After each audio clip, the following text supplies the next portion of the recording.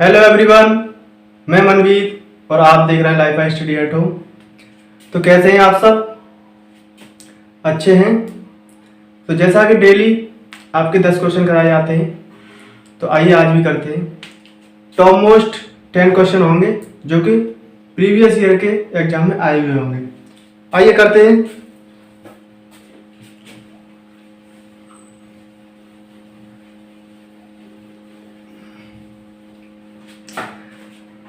पहला क्वेश्चन है,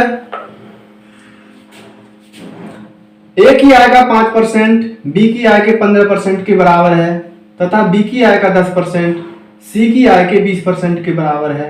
यदि सी की आय 2000 रुपए हो तो ए की आय क्या होगी? कुछ नहीं, सिंपल है बिल्कुल। ए की आय का 5% बी की आय के 15% के बराबर है। क्वेश्चन है पहला, ए की आय का 5%, तो ए का 5% और बी की आय के कितने परसेंट के बराबर है? 15% की। यहां से ए और बी का रेशियो निकालेंगे तो निकलेगा 15% बटे 5%। परसेंट से परसेंट कैंसिल होगा और 5 से 15 घटेगा 3 बार, तो ए रेशियो बी आएगा 3:1। 5 से काट दिया 15 3 बार, तो ये 3 हो गया, ये 1 हो गया। ए और बी का रेशियो कितना आ गया? 3:1। ए और बी में रेशियो आ गया। आगे बात कही हुई है, तथा बी की आय का 10% सी की आय के 20% के बराबर है। बी की आय का 10% बराबर है सी की आय के 20% के। यहां से बी और सी में रेशियो निकाल लेंगे, ये आएगा 20% बटे 10%। बी और सी में जो रेशियो निकल के आएगा यहां से 2:1। पूछा है यदि सी की आय 2000 रुपए हो तो ए की आय क्या होगी? तो सबसे पहले क्या काम करना है हमें? A ratio B ratio C निकालना है। तब सी के रेशियो से हम सी के आय की तुलना करेंगे और तब कहीं जाके हम ए की आय निकाल पाएंगे। तो ए बी और सी की तीनों का रेशियो निकालने के लिए क्या करते हैं? क्या क्या दिया? ए अनुपात बी दिया है 3:1 और बी अनुपात सी दिया है 2:1। ए बी सी निकालने के लिए उल्टी एन का गुणा करते हैं, उल्टी एन ऐसे, मतलब यहां लिखा है इन दोनों का गुणा करेंगे, फिर इन दोनों का, फिर इन दोनों का, तो 3 दूनी 6, फिर इनका 2 एकम 2 और फिर इनका और इनका 1 एकम 1। ए का 6 होगा, बी का 2 और सी का 1। अब सी का रेशियो यहां 1 है और उसमें क्वेश्चन में आए कितनी दी है? 2000, तो 1 बराबर हो जाएगा 2000। पूछा क्या है? ए की आय कितनी है? रेशियो में ए का कितना है? 6, तो 1 रेशियो की वैल्यू 2000, तो 6 रेशियो की वैल्यू कितनी होगी? 12000। तो ए की जो आय होगी वो कितनी होगी? 12000 रुपए। क्लियर हुआ होगा? सिंपल है बिल्कुल। नेक्स्ट क्वेश्चन करते हैं।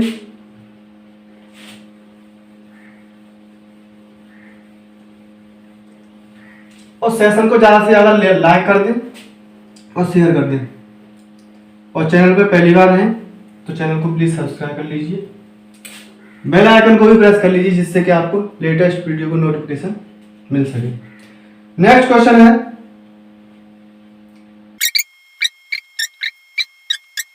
पावर 6 और सी स्क्वायर, इनका महत्तम समावर्तक क्या है? इनका पूछा है मासा।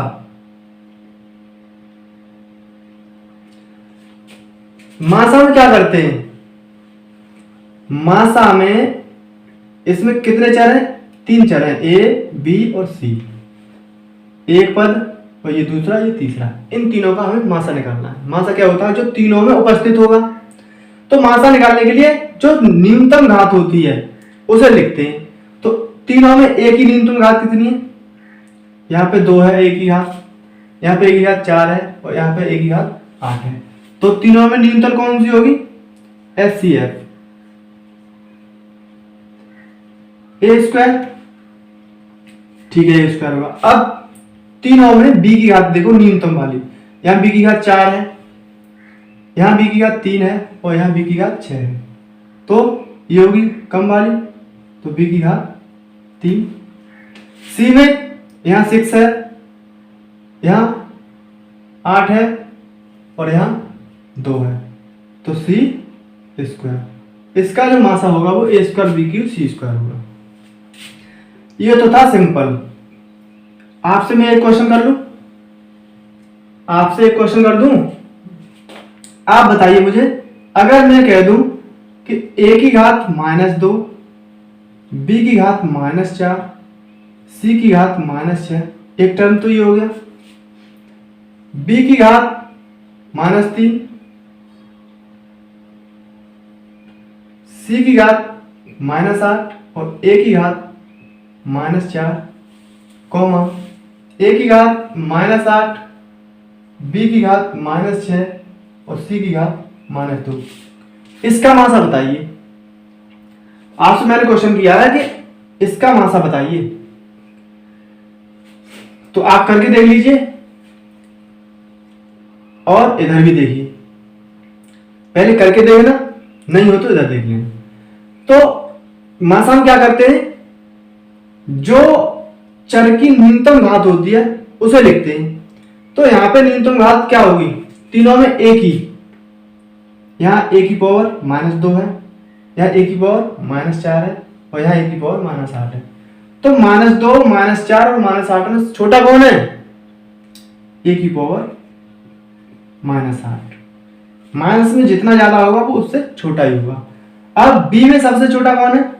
b की पावर -4 है, b की पावर -3 है और b की पावर -6 है। तो b की पावर -6 छोटा है।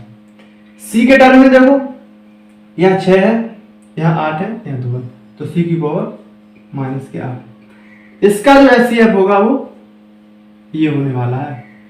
ये एग्जाम में गलती नहीं करनी है आपको, इसमें और इसमें अंतर है। देखो यहाँ पे छोटी वाली जो घात होगी वो ये होगी। क्लियर हुआ होगा? ठीक है, ये तो हुआ आपका क्लियर। नेक्स्ट क्वेश्चन देखते हैं। नेक्स्ट क्वेश्चन क्या है? समझ में तो आ रहा होगा? ठीक है, नेक्स्ट क्वेश्चन है,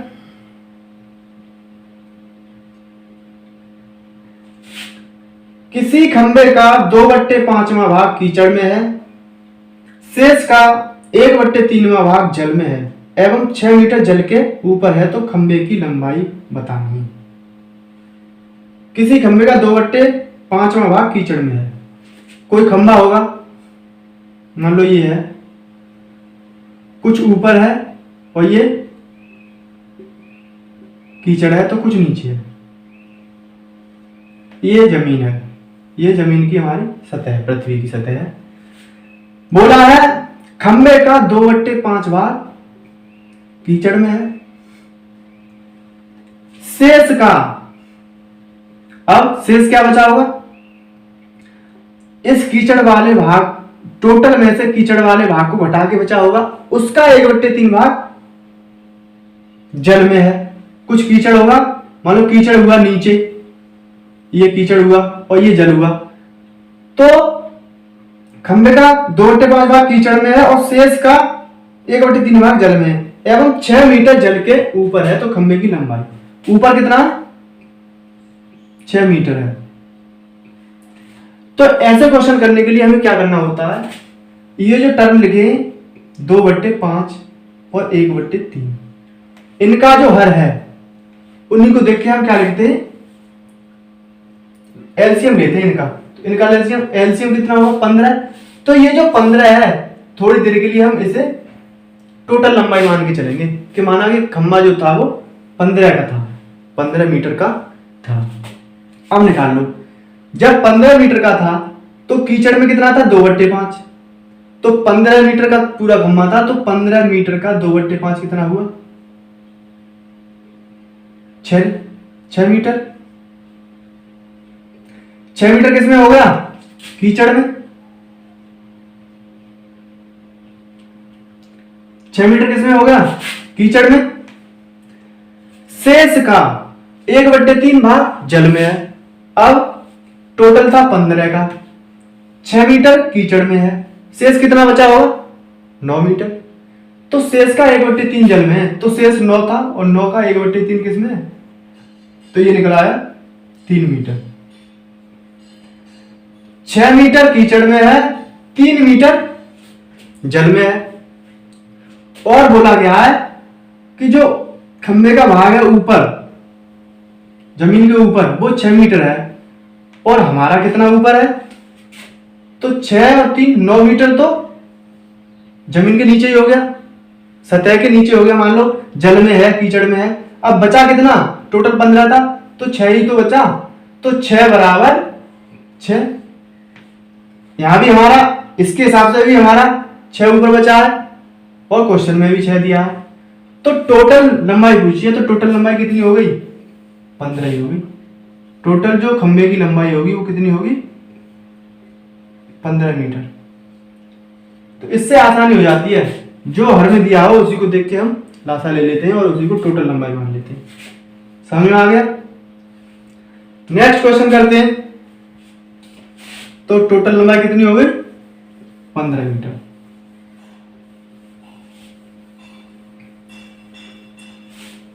अब देखो नेक्स्ट क्वेश्चन है,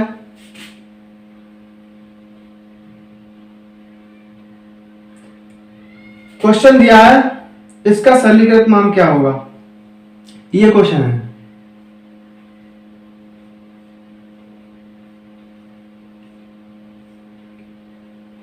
सरल करना है, सिंपल है बिल्कुल। a माइनस बी का होल स्क्वायर है। खोलते हैं, क्या होता है a माइनस बी का होल स्क्वायर, क्या होता है, a square minus 2ab plus B square, यही होता है। ये तो हम स्टार्टिंग से ही पढ़ते आए हैं। तो a की जगह √2 है तो √2 का स्क्वायर करेंगे, -2 इंटू a की जगह कितना है, ये 2ab, b की जगह कितना है, इतना, प्लस बी स्क्वायर, बी की जगह ये दिया है स्क्वायर, स्क्वायर करते हैं, ये 2 हुआ, इससे ये कट गया तो -2 और प्लस √2 का वर्ग 2 ही होगा, 1/2, इससे ये कट गया। आंसर कितना आ गया, 1/2। आंसर कितना होगा, 1/2। बहुत ही सरल था, 5 सेकंड भी नहीं लगेंगे करने में। उम्मीद करता हूं समझ में आ रहा होगा। ठीक है, ये हो गया। नेक्स्ट क्वेश्चन करते हैं। रेलवे में आपके इसी तरह के क्वेश्चन आते हैं। बात होती है केवल टाइम बचत की, टाइम की बचत कैसे की जाए। तो जब तक आप प्रैक्टिस नहीं करेंगे तब तक टाइम की बचत नहीं हो पाई। जितनी प्रैक्टिस करेंगे उतना ही टाइम का बचत होगा। प्रथम 25 विषम संख्याओं का योग कितना होगा। नेक्स्ट क्वेश्चन है, प्रथम 25 विषम संख्याओं का योग। तो इससे पहले मैंने एक क्लास ली है, एक पूरी क्लास में मैंने यही बताया है कि प्रथम n प्राकृतिक संख्याओं का योग कैसे निकालें, प्रथम n सम प्राकृतिक संख्याओं का योग कैसे निकालें, प्रथम n विषम संख्याओं का योग कैसे निकालें, उनके वर्गों का योग कैसे निकालें, उनके घनों का योग कैसे निकालें। एक स्पेशल वीडियो बनाई है इसके ऊपर मैंने, उसमें सारे फॉर्मूले लिखे हैं और सभी के एग्जाम्पल दिए हैं। अगर आपने वो नहीं देखी है तो आप प्लेलिस्ट में जाके मैथ्स की जो प्लेलिस्ट है, मैथ्स, उसमें वीडियो है, थंबनेल देख के ही पता कर लेंगे। फिर भी मैं यहां पे बता देता हूं। तो इसका जो फॉर्मूला होता है प्रथम 25 की बात कही है तो यहाँ n बराबर क्या होने वाला है 25। इसका जो फॉर्मूला होता है वो n स्क्वायर, क्या होता है n स्क्वायर। प्रथम 25 विषम संख्याओं का योग, तो 25 का गुणा 25 में करना है 625। अच्छा ये बताइए n स्क्वायर इसका फॉर्मूला क्यों बनाया, क्योंकि हम जानते हैं जैसे हमने दो विषम संख्याओं का योग निकालना है, तो दो विषम संख्याएं पहली होगी 1 और दूसरी होगी 3, तो इनका योग कितना आएगा 4 आएगा।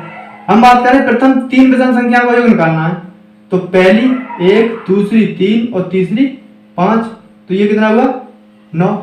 अगर प्रथम 4 का निकालें तो प्रथम 4 यही होती है विषम संख्या, तो ये कितना हुआ 16। तो आप देख रहे हैं 2 का निकाला तो 4 आया, 3 का निकाला तो 9 आया, 4 का निकाला तो 16 आया। तो क्यों ना हम इनका वर्गी करते हैं डायरेक्ट। देखो 2 का वर्गी तो आ रहा है, 3 का वर्गी तो आ रहा है, 4 का वर्गी तो आ रहा है, तो डायरेक्ट विषम संख्याओं को योग की बात कही जाए तो उसका वर्ग करना है। तो इसका आंसर हो गया 625।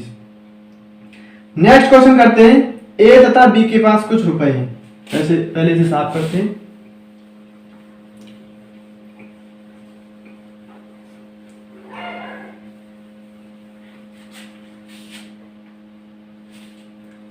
क्वेश्चन है, अगर ए तथा बी के पास कुछ रुपए हैं, अगर ए 2 रुपए बी को देता है तो बी के पास ए तिगुना हो जाता है, तथा अगर ए बी से 6 रुपए लेता है तो ए के पास बी का तिगुना हो जाता है। उनकी राशियों के बीच अंतर क्या है। कुछ नहीं करना है, अच्छा क्वेश्चन है। मान लेते हैं इनके पास कुछ रुपए हैं, तो हमने मान लिया ए के पास ए रुपए हैं और बी के पास बी रुपए हैं। ए 2 रुपए बी को देता है, तो ए में से 2 रुपए कम होंगे और बी के पास पहुंचेंगे तो बी पे प्लस होंगे। अब बी तिगुना हो जाता है ए से, बी के पास जो धन है वो ए से 3 गुना हो जाता है। किसके पास 3 गुना हो रहा है, बी के पास हो रहा है। किससे, इस वाले से। तो ये दोनों बराबर रखने के लिए हम इसमें 3, ये तो पहले से ही 3 गुना है, तो बराबर करना है तो हमें 3 गुना यही तो करना पड़ेगा। यहां से जो इक्वेशन निकलेगी वो क्या निकलेगी, 3a - 6 बराबर b + 2 और 3a - b बराबर 8। ये इक्वेशन बन गई है 3a - b बराबर -6 2 8। दूसरी कंडीशन में क्या बोला है, अगर a b से 6 रुपए लेता है, तो ये a था और ये b था। अगर a b से 6 रुपए लेता है तो इसने 6 रुपए लिए और किसने दिए, इसने। तो a के पास b का तिगुना हो जाता है, a के पास तिगुना हो जाता है किसका, b का। तो ये तो 3 गुना पहले से ही है ना, तो बराबर रखने के लिए 3 का गुणा किसमें करने वाले, इसमें कर दो। ये हो गया a + 6 बराबर 3b - 18, a - 3b बराबर -24। इक्वेशन हो गई है सेकंड। क्वेश्चन में पूछा है उनकी राशियों के बीच अंतर क्या है। तो उनकी राशियों के बीच अंतर तो आप जब निकाल पाएंगे जब a की वैल्यू निकाल लें और b की वैल्यू निकाल लें, तब पता कर पाएंगे कि इनके बीच कितना अंतर है। तो समीकरण एक ये वाला है और एक ये है। तो समीकरणों को सॉल्व कैसे करते हैं, उनमें जैसे 3a - b बराबर 8 है, तो इनमें कोई एक टर्म आप बराबर कर लो ना। तो देखो a वाला टर्म बराबर है ना b वाला, तो चाहे a कर लो पहले बराबर, चाहे b कर लो। तो हम b करते हैं। अगर इसमें पहला समीकरण है 3a - b बराबर 8, इसमें हमने क्या कर लिया, 3 का गुणा कर लिया। क्यों कर लिया, क्योंकि जब 3 का गुणा कर लेंगे तो b इसमें भी बराबर हो जाएगा, इसमें भी बराबर हो जाएगा। तो ये हो गया 9a - 3b बराबर 24। इसमें ये 3 का गुणा किया है, इससे कोई मतलब नहीं। अब 3 का गुणा इसमें कर लिया, दोनों साइड किया था। दूसरा समीकरण क्या था, a - 3b बराबर -24। घटाने पर ये माइनस का, ये प्लस का और ये प्लस का। अब देखो 9 में से ये क्या कितना बचा, 8 है और ये तो कट गए तो ये हो गए 48। यहां से ए की जो वैल्यू निकली कितनी निकली, 6। ए के पास जो धन निकला वो कितना निकला, 6। अब बी का निकालना है, तो बी का निकालने के लिए किसी भी समीकरण में आप रख दीजिए। ठीक है, इसमें रख देते हैं। ए बराबर 6 आया तो 6 इसमें रख देते हैं, तो 6 ये हो गया 3b बराबर माइनस के 24 और 24 इधर आएंगे तो 24 इधर आएंगे 24 36, तो b बराबर यहां से निकलेगा 10। a बराबर 6 और b बराबर 10। पूछा है दोनों की राशियों के बीच अंतर कितना है, इसकी 10 है इसकी 6 है, अंतर कितना आया 4 का। इन दोनों की राशियों के बीच जो अंतर है वो कितना है 4 का। नेक्स्ट क्वेश्चन करते हैं। उम्मीद करता हूं समझ में आया होगा।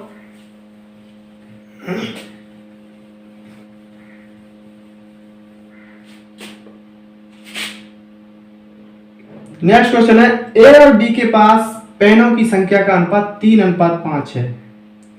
यदि 4 पेन बी से लिए जाते हैं और ए को दिए जाते हैं तो उन दोनों के पास पेनों की संख्या समान हो जाती है। अब ए के पेनों की संख्या ज्ञात कीजिए।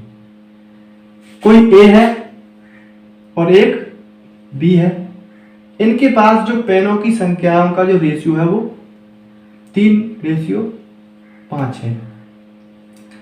आगे क्या है, यदि 4 पेन बी से लिए जाते हैं तो बी ने 4 दिए होंगे और किसके पास आए होंगे, इसके पास। तो इनमें जो इनकी जो संख्या होती है वो समान हो जाती है। मतलब कहने का संख्या समान होने का मतलब ये है इनका जो रेशियो है वो समान हो जाता है। मान इधर 1 है तो इधर भी समान हो गया। विपरीत वाले से गुणा करते हैं तो यहां से ये जो टोटल रेशियो है वो कितना हो गया 2 और ऊपर कितना हुआ टोटल 8। तो 2 बराबर 8, तब 1 बराबर कितना निकलेगा 4। तो 1 रेशियो की वैल्यू 4 है तो 3 रेशियो की वैल्यू 12। ए के पास जो पेन होंगे वो कितने होंगे 12। सर ये समझ में नहीं आया ये वाला मेथड, तो दूसरा मेथड देख लो। अगर ये मेथड समझ में नहीं आया तो दूसरा देख लो। मानो ए के पास जो पेन थे वो 3x थे और बी के पास जो पेन थे वो 5x थे। जब रेशियो है तो उसमें कोई ना कोई तो मानना पड़ेगा x। ठीक है, बी से 4 पेन लिए, इससे 4 पेन गए और किसके पास आ गए, इसके पास, और दोनों की पास पेनों की संख्या क्या हो गई बराबर। ये क्वेश्चन में बोला गया है। हो गया, सॉल्व कर लो। इसे इधर लाते हैं, 3x माइनस 5x बराबर माइनस के 8। ये हो गया माइनस के 2x बराबर माइनस के 8। माइनस से माइनस कैंसिल और x बराबर यहां से आ गया 4। जब x की वैल्यू a के पास कितने पेन थे 3x, x की जगह 4 रखेंगे तो a के पास कितने पेन निकल के आएंगे 12। ऐसे भी कर सकते हैं आप, जो आपको मेथड अच्छा लगे उससे कर लीजिए। समझ में आ गया होगा। आइए नेक्स्ट क्वेश्चन करते हैं। इंपॉर्टेंट क्वेश्चन है ये, जो आए हुए क्वेश्चन है टोटल, इससे पहले जो एग्जाम हुए उनमें आए हुए क्वेश्चन है टोटल। नेक्स्ट क्वेश्चन है, यदि एक संख्या अपने व्युत्क्रम के 2 गुने से 31/4 अधिक है तो वह संख्या ज्ञात कीजिए। एक संख्या है, कोई संख्या होगी, हमने मान लिया वो संख्या x थी और वो अपने व्युत्क्रम के दुगुने से 31/4 अधिक है। तो अधिक है या कम है, अधिक और कम का मतलब होता है अंतर है उनमें, उस संख्या में और उसके व्युत्क्रम के दुगने में जो अंतर है वो कितना है 31/4। संख्या और उसके व्युत्क्रम के दुगने में जो अंतर है वो कितना दिया 31/4 पूछा है, तो वह संख्या ज्ञात कीजिए। अच्छा ये बताइए इसका हर कितना है 4। तो वैसे करेंगे तो यहाँ से कोई समीकरण बनेगा, फिर समीकरण को सॉल्व करने में लगेगी आपको बहुत ज्यादा टाइम लग जाएगा। तो उसको इसे अगर जल्दी करना है तो क्या करेंगे, ऑप्शन में देखेंगे कि इसका जो हर है इससे कोई संख्या डिवाइड हो रही है जी, हो रही है 8। तो क्यों ना उस संख्या को 8 मान ले और चेक करके देख लेते हैं। अगर वो संख्या 8 हुई तो 8 में से अगर उसके व्युत्क्रम का दुगुना घटाते हैं तो 8 का व्युत्क्रम हो गया 1/8 और दुगुना घटाना है 2/8। क्या ये 31/4 के बराबर आ रहा है? तो ये कट गया 4 बार 8 माइनस 1/4। बताओ ये 31/4 के बराबर आ रहा है? तो 4 8 32 में से 1 गया 31/4। देखो इसके बराबर ही तो आ रहा है। तो ऑप्शन से भी कर लेते हैं, जिस तरीके से टाइम की बचत हो सके वही तरीका अपनाना चाहिए। 31/4 तो वह जो संख्या है वो कितनी है? 8 होगी। समझ में आ गया? नेक्स्ट क्वेश्चन करते हैं। सेशन को लाइक करने में कंजूसी ना करें, सेशन को लाइक कर दें। नेक्स्ट क्वेश्चन है, एक महाविद्यालय में, अच्छा क्वेश्चन है, एक महाविद्यालय में 53% विद्यार्थी क्रिकेट, 61% हॉकी, 60% फुटबॉल, 24% क्रिकेट और हॉकी, 35% हॉकी और फुटबॉल, 27% क्रिकेट और फुटबॉल खेलते हैं और 5% तीनों में से कोई भी खेल नहीं खेलते।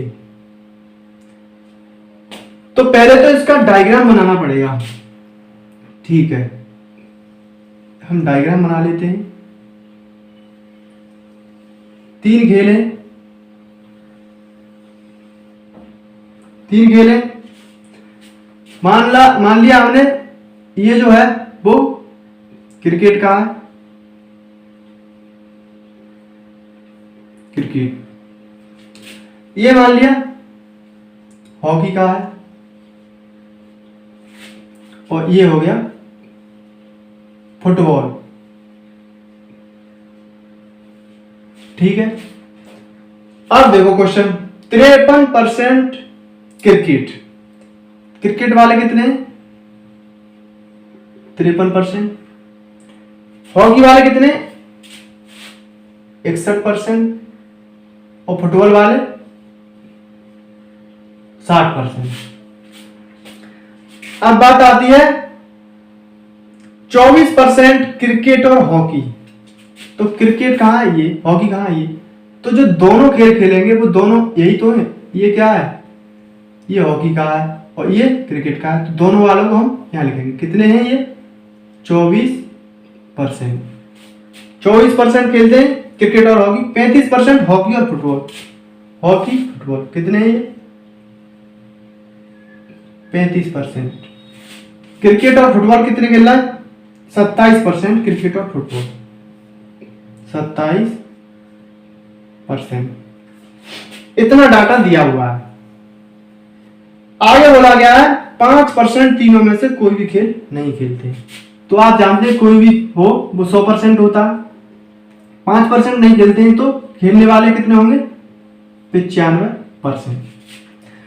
तो ऐसे क्वेश्चन को करने के लिए सबसे पहले हमें क्या करना होता है कि हमें ये मान निकालना होता है। अगर आपने ये निकाल लिया तो समझो कि इससे जितने भी क्वेश्चन बनेंगे वो सारे के सारे हो जाएंगे।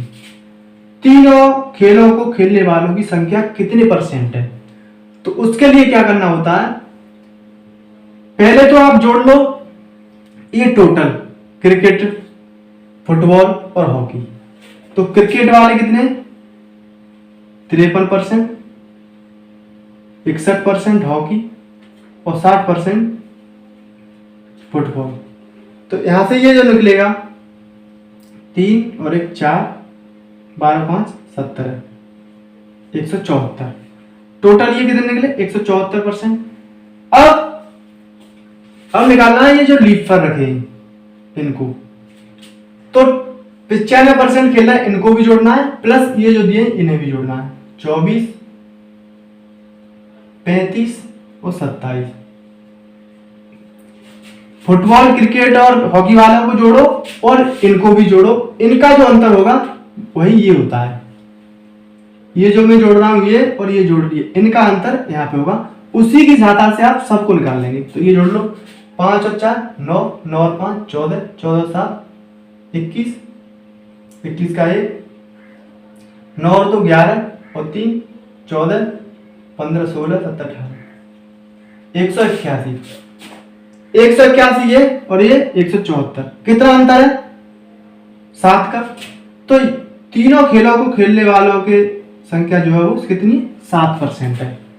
अब देखो तीनों जो खेल खेलने वालों की संख्या 7% है। अब ये बताओ, ये टोटल है 24, क्रिकेट और हॉकी दोनों खेलना है वो कितने? 24, 7% तीनों खेलते हैं, तो 24 में 7 घटाएंगे तो 17, 17% जो आया वो क्या आया? हॉकी और ये खेलने वाले। ये 27 है तो यहाँ कितना आएगा? 20%। ये 35 है तो 28%। निकाल लिया यहां से, क्योंकि ये 35 है तो इतने का ही मान तो 35 है, ये टोटल इसी का मान। ठीक है। अब ये क्रिकेट वाले टोटल 53% थे, इसमें से 17 और 7 24 और 20 44, बच्चे कितने? 9%। जो 9% निकल के आ रहा है वो केवल क्रिकेट खेल रहा है। केवल हॉकी खेलने वाले कितने होंगे? 28 7 35, 35 और 10 45 और 7 52, 52 और 9 ये भी 9%। केवल फुटबॉल कितने खेलते? 55, 28 और 7 35 और 20 55, और है कितने? 60, 5% फुटबॉल खेलते हैं। अब टोटल हमने डायग्राम बना लिया। अगर अब मैं आपसे क्वेश्चन करूं, जैसे इसमें क्वेश्चन पूछा गया है, यदि महाविद्यालय में छात्रों की संख्या 500 हो तो कितने केवल एक खेल खेलते हैं? बोला गया है टोटल अगर महाविद्यालय में 500 छात्र हों, कितने छात्र हों? 500, तो केवल एक खेल खेलने वालों की संख्या, केवल एक खेल खेलने वालों की संख्या, तो एक खेल 9 और 9 18 और 5 23, 23% एक खेल खेलते हैं, तो 500 का 23% निकालना है। 115। केवल एक खेल जो खेल रहा है वो छात्र कितने होंगे? 115। और क्वेश्चन कर लेते हैं इसी पे बेस्ड, सभी तीनों खेल खेलने वाले विद्यार्थियों का प्रतिशत क्या है? तो सभी तीनों खेल खेलने वाले विद्यार्थियों का प्रतिशत क्या होगा? तीनों खेल यही तो खेलना है, 7% ही तो खेलना है। अगर 100% की रेस्पेक्ट में निकालोगे तो 7% ही रहेगा। और बात आती है जो 95% खेल रहे थे, 5% खेलने गए थे, 95% की रेस्पेक्ट में निकालेंगे तो आप 7/95 ये करोगे। जैसे क्वेश्चन पूछे यहाँ पे 100% की रेस्पेक्ट में 7% होगा। क्लियर हुआ होगा? ये डाटा मैंने इसलिए बताया था इतना कि इस पे बेस्ड अभी पूछ लिया है केवल हॉकी खेलने वालों की संख्या कितनी है, केवल फुटबॉल खेलने वालों की कितनी है, या फिर फुटबॉल और हॉकी खेलने वालों की संख्या कितनी है। तो इससे जितने भी क्वेश्चन बनेंगे 8 10 5 जो भी बने टोटल क्वेश्चन कर लेंगे। एक ही डायग्राम से मैंने सारे डाउट आपके क्लियर हो जाएंगे, एक ही डायग्राम से। अब देखिए नेक्स्ट क्वेश्चन, और ये लास्ट क्वेश्चन होगा।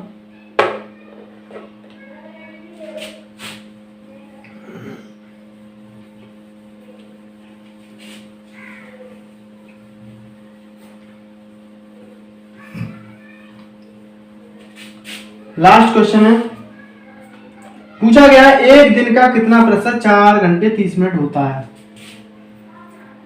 तो 4 घंटे 30 मिनट का मतलब 4.5 घंटा। एक दिन का कितने प्रतिशत है? तो एक दिन में कितने घंटे होते? एक दिन में 24 घंटे होते, तो 4.5 घंटा कितने प्रतिशत होगा किसका? 24 घंटे का, यानी एक दिन का। तो 100 का गुणा कर लो, इसको हटाएंगे 0 बढ़ाएंगे, इस 0 से ये 0 काट लो,